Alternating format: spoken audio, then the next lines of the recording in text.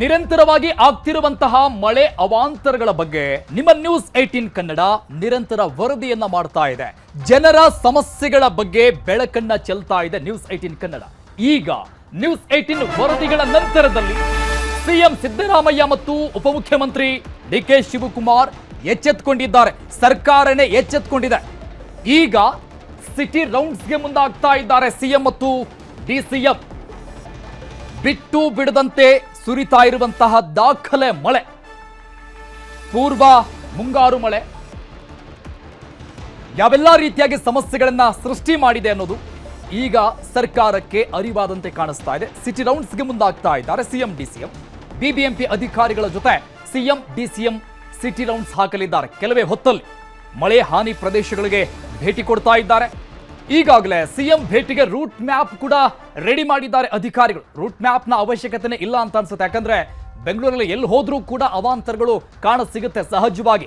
ಅಷ್ಟು ದೊಡ್ಡ ಮಟ್ಟದ ಅವಾಂತರಗಳು ಸಹಜವಾಗಿ ಆಗ್ತಾ ಇರೋದು ಬೀಳ್ತಾ ಇರುವಂತಹ ಮಳೆ ಹಿನ್ನೆಲೆಯಲ್ಲಿ ಸಿಎಂ ಸರ್ಕಾರಿ ನಿವಾಸ, Krishna, Manyata tech park, Sai layout, Bellandur ಕೆರೆ, silk board signal, BBMP control room ಈ ಪ್ರಮುಖ ಸ್ಥಳಗಳಿಗೆ ಸಿಎಂ ಸಿದ್ದರಾಮಯ್ಯ ಮತ್ತು ಡಿಸಿಎಂ ಡಿಕೆ ಶಿವಕುಮಾರ್ ಭೇಟಿಯನ್ನ ಕೊಡಲಿದ್ದಾರೆ. ಇನ್ನೇನು ಕೆಲವೇ ಕ್ಷಣಗಳಲ್ಲಿ ಪ್ರತಿಯೊಂದು ಏರಿಯಾಗಳಲ್ಲೂ ಕೂಡ, ಪ್ರತಿಯೊಂದು ಮುಖ್ಯ ರಸ್ತೆಗಳಲ್ಲೂ ಕೂಡ ಇಂಥದ್ದೇ ಪರಿಸ್ಥಿತಿ ನಿರ್ಮಾಣ ಆಗಿದೆ. ಕೆಲವೊಂದಿಷ್ಟು ಏರಿಯಾಗಳಲ್ಲಂತೂ ಈ ಸಾಯಿ ಲೇಔಟ್ ಮತ್ತು ಮಾನ್ಯತಾ ಟೆಕ್ ಪಾರ್ಕ್ ಆ ಭಾಗಗಳಲ್ಲಿ ಮನೆಗಳನ್ನೇ ಬಿಟ್ಟು ಹೋಗ್ಬಿಟ್ಟಿದ್ದಾರೆ ಜನ.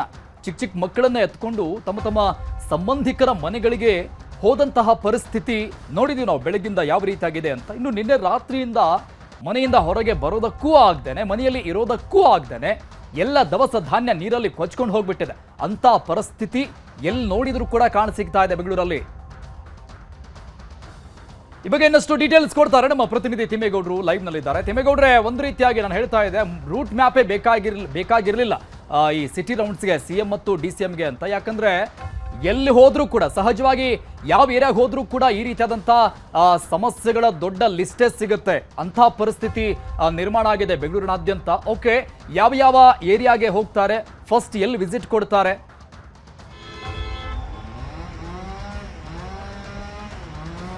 ಅರುಣ್, ಬಹಳ ಮುಖ್ಯವಾಗಿ ಊರೆಲ್ಲ ಕೊಳ್ಳೆ ಹೊಡೆದ್ಮೇಲೆ ಊರ್ ಬಾಗ್ಲು ಹಾಕಿದ್ರು ಅನ್ನುವಂತ ಒಂದು ನಿಟ್ಟಿನಲ್ಲಿ ಇದೀಗ ಬೆಂಗಳೂರಿನಲ್ಲಿ ಜಲಪ್ರಳಯ ಆಗಿರ್ತಕ್ಕಂಥದ್ದು. ಇಡೀ ಬೆಂಗಳೂರು ನಗರದಲ್ಲಿ ಒಂದ್ ರೀತಿ ಸಂಚಾರ ಅಸ್ತವ್ಯಸ್ತ, ಮತ್ತೊಂದು ಕಡೆಯಾಗಿ ಜನಜೀವನ ತತ್ತರಗೊಂಡಿರ್ತಕ್ಕಂಥದ್ದು.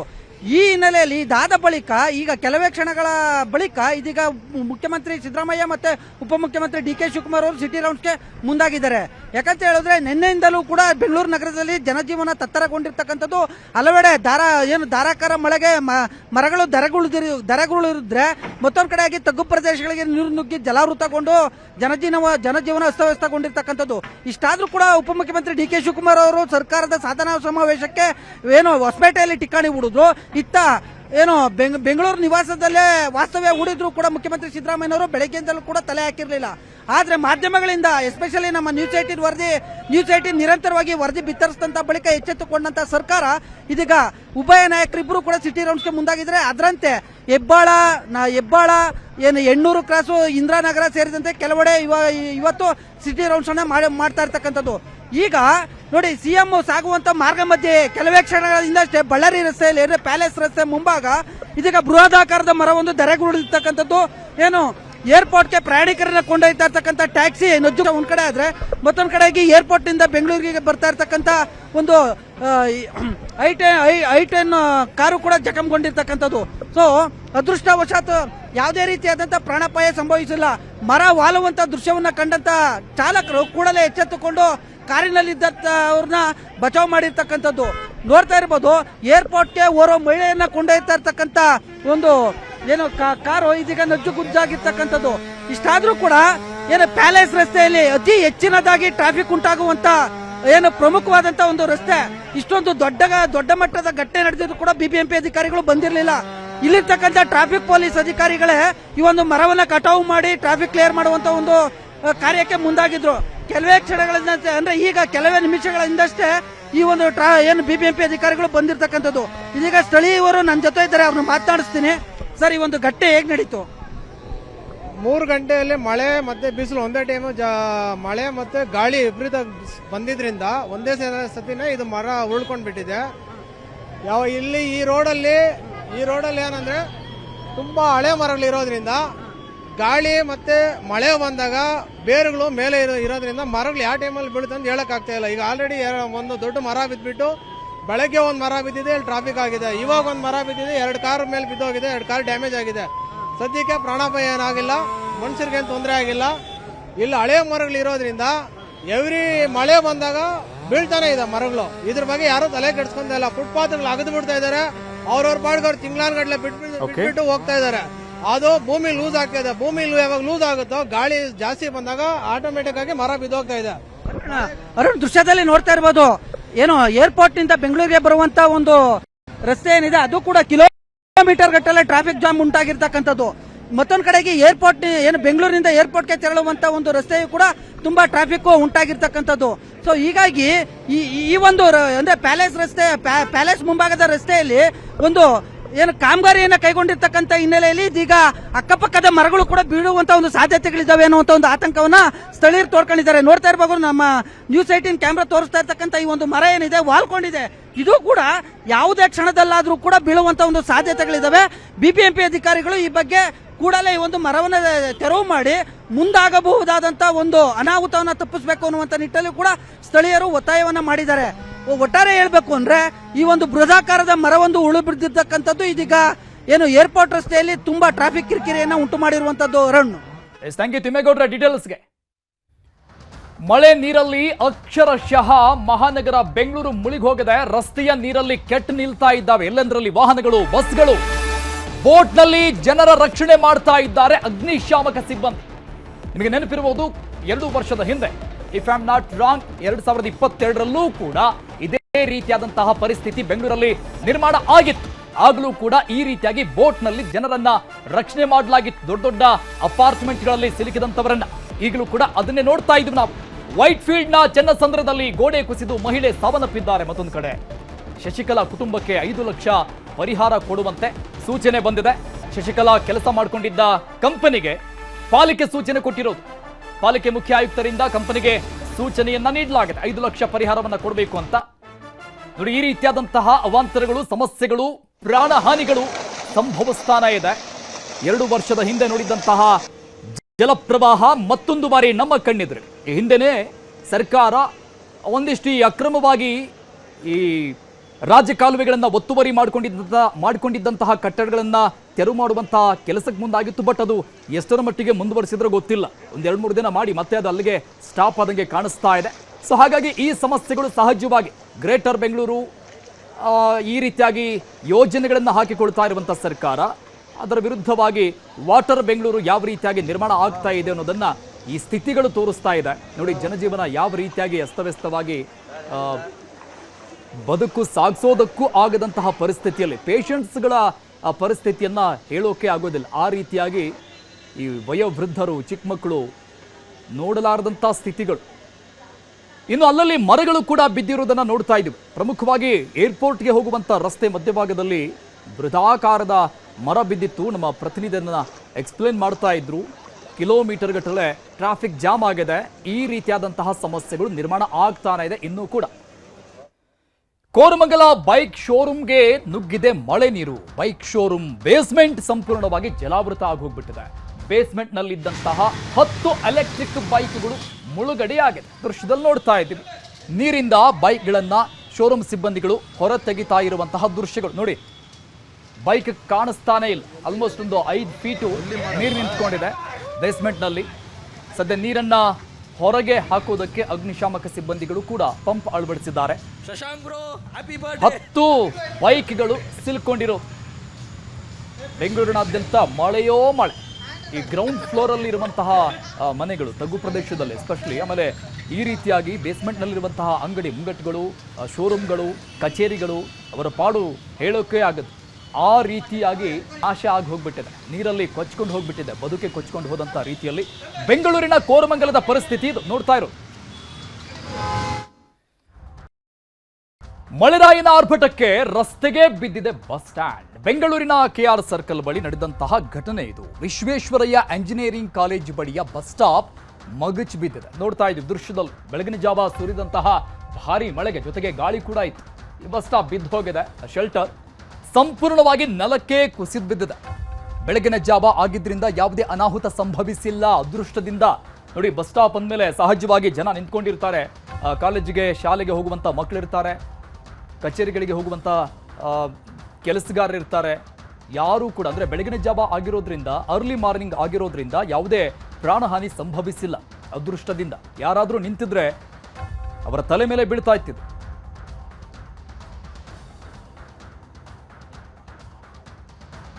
ಯಾವ ಜಿಲ್ಲೆಗಳಲ್ಲಿ ಆರೆಂಜ್ ಅಲರ್ಟ್ ಇದೆ ಇನ್ನೂ ಒಂದೊಂದನ್ನು ನೋಡ್ತಾ ಇದ್ವಿ. ಧಾರವಾಡ, ಹಾವೇರಿ, ಹಾಸನ ಮತ್ತು ಕೊಡಗು ಈ ಎಲ್ಲ ಜಿಲ್ಲೆಗಳಲ್ಲಿ ಇನ್ನೂ ಕೂಡ ಆರೆಂಜ್ ಅಲರ್ಟ್ ಇದೆ. ಈ ರೀತಿಯಾಗಿ ಮಳೆ ಮುಂದುವರಿಯುತ್ತೆ ಅನ್ನುವಂತಹ ಸೂಚನೆ ಹವಾಮಾನ ಇಲಾಖೆಯಿಂದ ಸಿಗ್ತಾ ಇದೆ.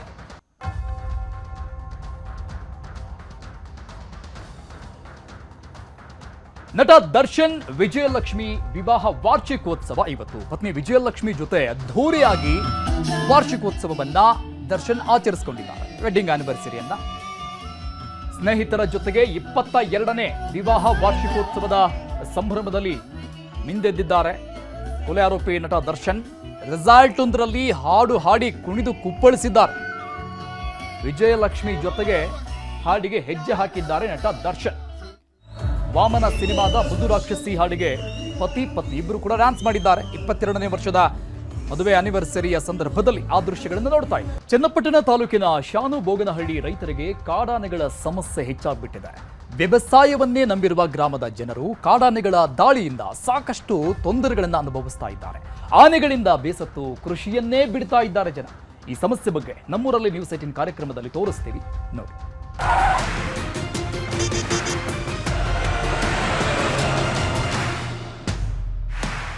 ನಿಮ್ಮ ಮನೆ ಬಾಗಿಲಿಗೆ ನ್ಯೂಸ್ 18 ಕನ್ನಡ ಬಂದಿದೆ. ನಿಮ್ಮ ಸಮಸ್ಯೆಯನ್ನು ಕೇಳಲು, ನಿಮ್ಮ ಸಮಸ್ಯೆಗೆ ಧ್ವನಿಯಾಗಲು, ನಿಮ್ಮ ಸಮಸ್ಯೆಗೆ ಪರಿಹಾರವನ್ನು ಹುಡುಕಲು, ಆಡಳಿತ ಮಾಡುವವರ ಗಮನವನ್ನು ನಿಮ್ಮತ್ತ ಸೆಳೆಯಲು, ಆ ಮೂಲಕ ನಿಮ್ಮೂರಲ್ಲಿ ಆಗಬೇಕಾದಂಥ ಅಭಿವೃದ್ಧಿ ಕೆಲಸಗಳು, ಸಮಸ್ಯೆಗೆ ಪರಿಹಾರವನ್ನು ಖಾತ್ರಿಪಡಿಸಲು ನಾವು ಬಂದಿದ್ದೇವೆ. ಇದೇ ಈ ಹೊತ್ತಿನ ವಿಶೇಷ ನಮ್ಮೂರಲ್ಲಿ ನ್ಯೂಸ್ 18. ನಾನು ಕಾರ್ತಿಕ್ ನಾಯ್ಕ್.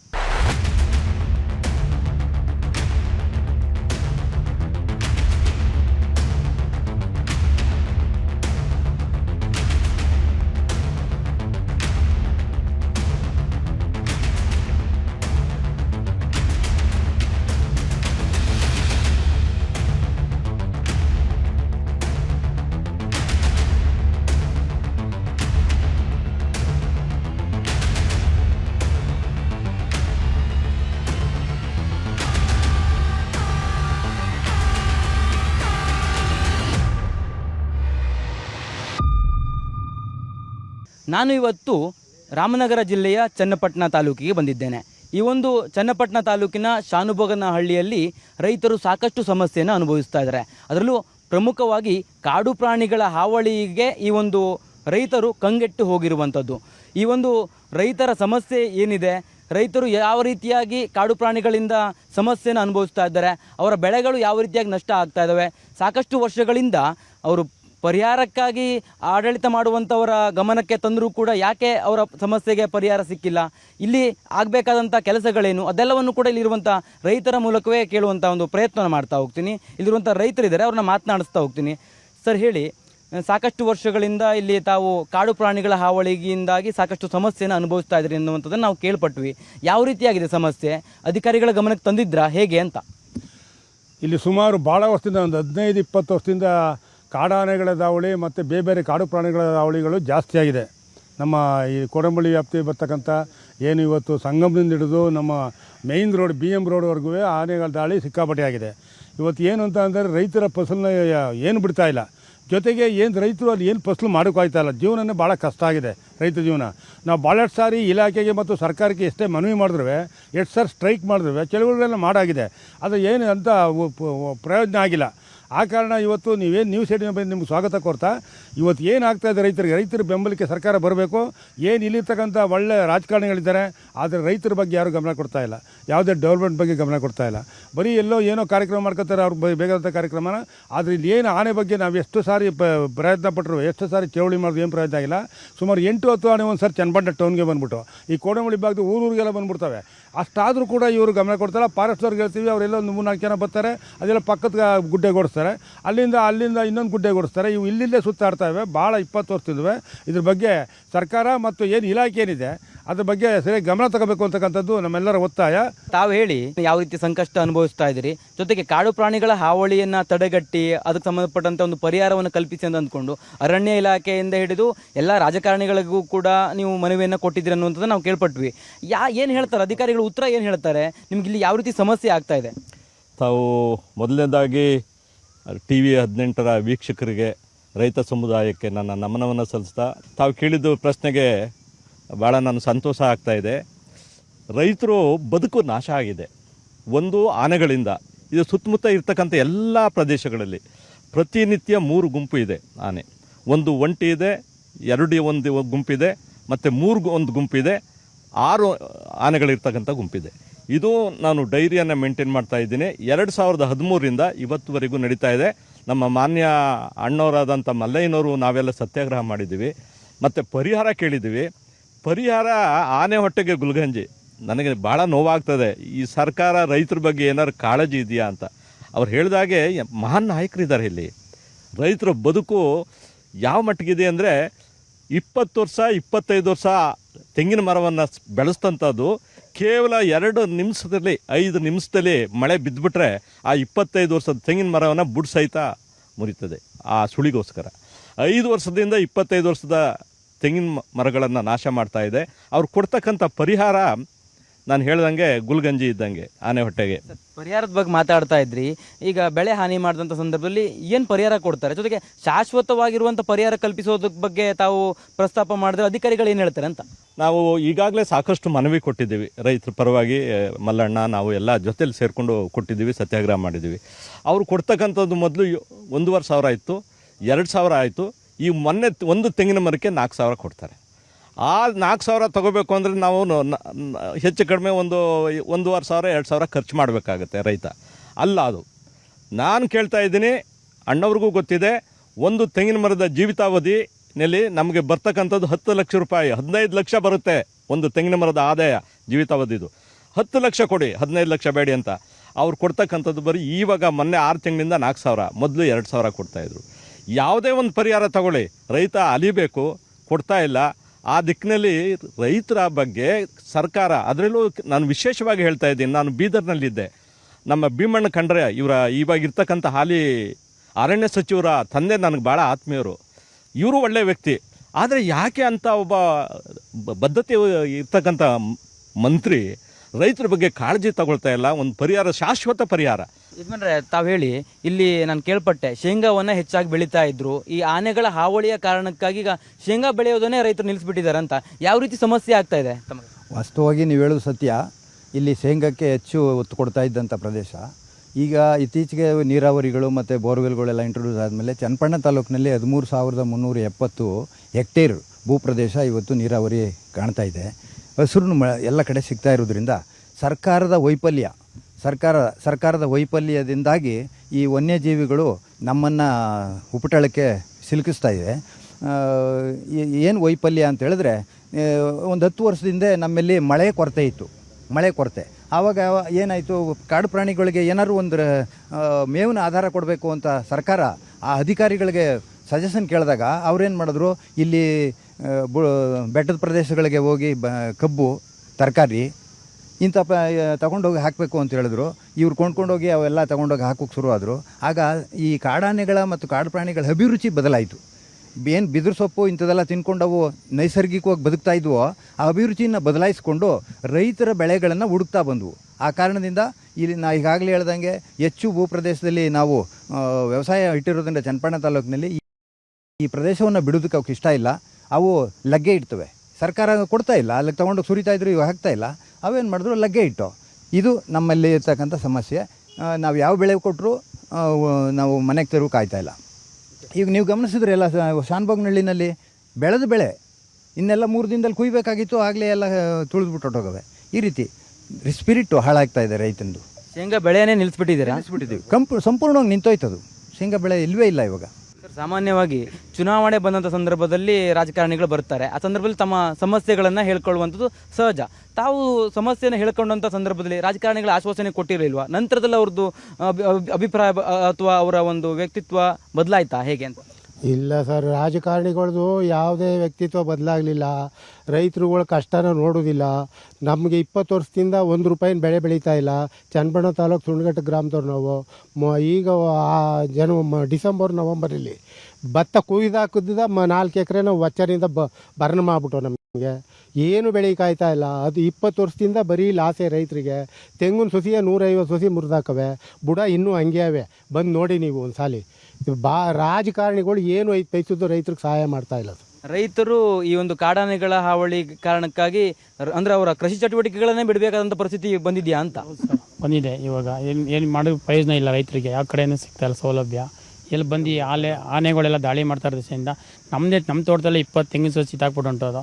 ನಮ್ಗೆ ಪರಿಹಾರ ಬರೀ 6,000 ಪರಿಹಾರ ಬಂತು. ಏನು ಆಗಲ್ಲ, ರೈತರು ಏನು ಮಾಡೋಕ್ಕಾಗಲ್ಲ.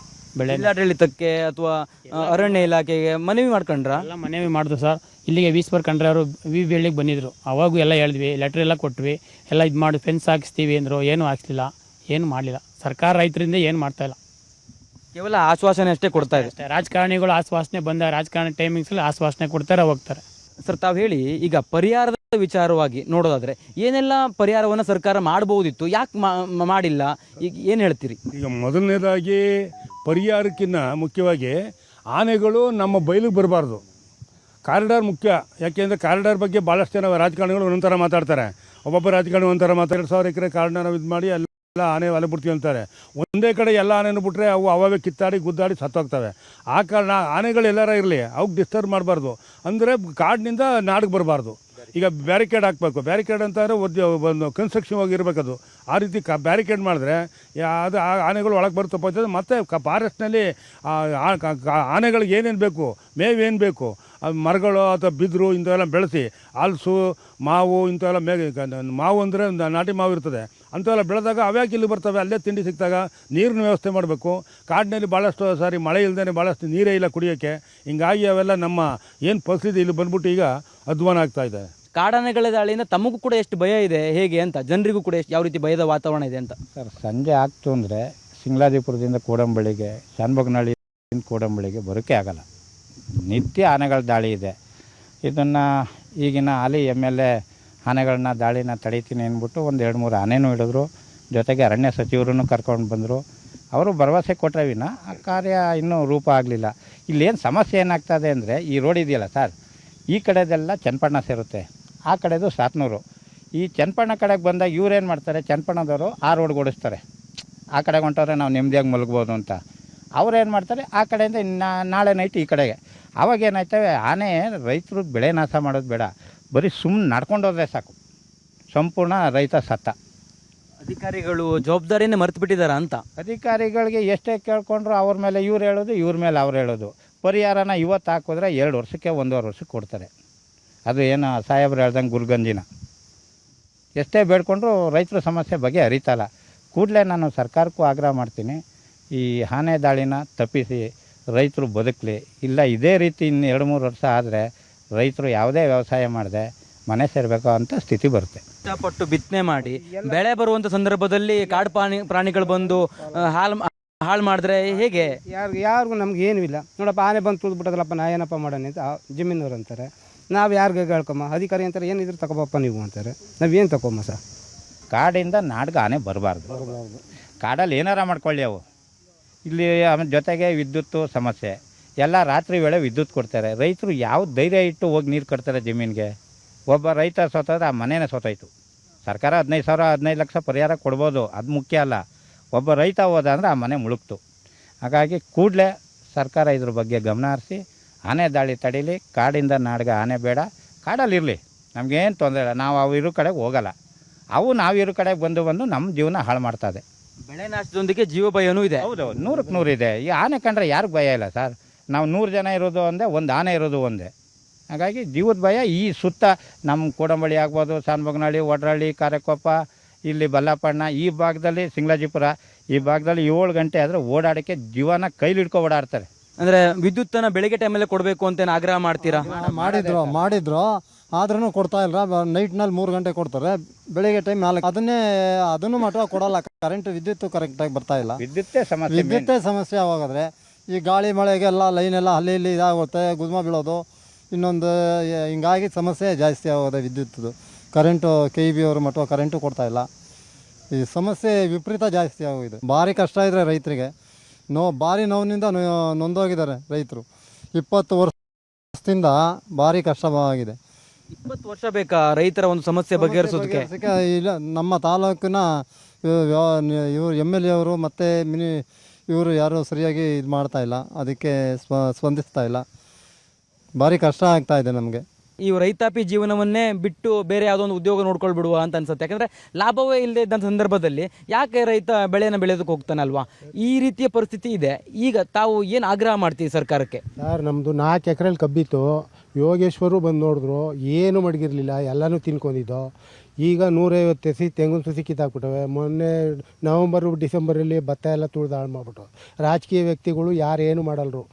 ಜನಪ್ರತಿನಿಧಿಗಳ ಒಂದು ನಿರ್ಲಕ್ಷ್ಯ ಧೋರಣೆನೇ ಈ ಸಮಸ್ಯೆಗೆ ಕಾರಣ ಅಂತ ನಾನು ಹೇಳ್ತೀನಿ.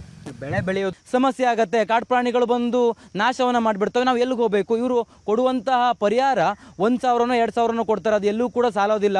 ಒಂದು ತೆಂಗಿನ ಮರವನ್ನು ಬೆಳೆಸೋದಕ್ಕೆ ಸಾಕಷ್ಟು ನಾವು ಹಣವನ್ನು ವಿನಿಯೋಗ ಮಾಡ್ತೇವೆ. ಆದರೆ ಆ ತೆಂಗನ್ನು ನಾಶ ಮಾಡಿದಂಥ ಸಂದರ್ಭದಲ್ಲಿ ಇಲ್ಲಿ ಪರಿಹಾರವನ್ನು ಕೊಡುವಂಥದ್ದು ಕೇವಲ 1-2 ಸಾವಿರ ರೂಪಾಯಿ ಮಾತ್ರ. ನಮಗೆ ಇಲ್ಲಿ ಸರ್ಕಾರ ಕೊಡುವಂತಹ 1-2 ಸಾವಿರ ರೂಪಾಯಿಯ ಪರಿಹಾರ ನಮಗೆ ಅಗತ್ಯ ಇಲ್ಲ. ಶಾಶ್ವತವಾಗಿರುವಂಥ ಪರಿಹಾರ ಬೇಕು. ಸುತ್ತಮುತ್ತಲಿನ ಗ್ರಾಮದಲ್ಲೂ ಕೂಡ ಇದೇ ಒಂದು ರೀತಿಯ ಪರಿಸ್ಥಿತಿ ನಿರ್ಮಾಣ ಆಗಿದೆ. ಇನ್ನಾದರೂ ಈ ಭಾಗದ ಜನಪ್ರತಿನಿಧಿಗಳಿರ್ಬೋದು ಅಥವಾ ಅಧಿಕಾರಿಗಳಿರ್ಬೋದು ಇವರ ಸಮಸ್ಯೆಯನ್ನು ಮನದಟ್ಟು ಮಾಡಿಕೊಂಡು, ಯಾಕಂದರೆ ರೈತ ದೇಶದ ಬೆನ್ನೆಲುಬು ಅಂತ ಹೇಳ್ತಾರೆ. ಆದರೆ ರೈತರ ಸಮಸ್ಯೆಯನ್ನು ಮಾತ್ರ ಬಗೆಹರಿಸುವಲ್ಲಿ ಯಾರೂ ಕೂಡ ಮುಂದೆ ಬರ್ತಾ ಇಲ್ಲ. ಹಾಗಾಗಿ ಇನ್ನಾದರೂ ಅಧಿಕಾರಿಗಳು, ಜನಪ್ರತಿನಿಧಿಗಳು ಇವರ ಸಮಸ್ಯೆಯನ್ನು ಬಗೆಹರಿಸುವಂತಾಗಲಿ ಅನ್ನುವಂಥ ಒಂದು ಆಶಯವನ್ನು ವ್ಯಕ್ತಪಡಿಸ್ತಾ ಇದೇ ಇವತ್ತಿನ ವಿಶೇಷ. ನಮ್ಮೂರಲ್ಲಿ ನ್ಯೂಸ್ 18 ಸದಾ ನೋಡ್ತಾ ಇರಿ. ನ್ಯೂಸ್ 18 ಕನ್ನಡ, ಜಾಲ ನಮ್ಮದು, ಬಲ ನಿಮ್ಮದು.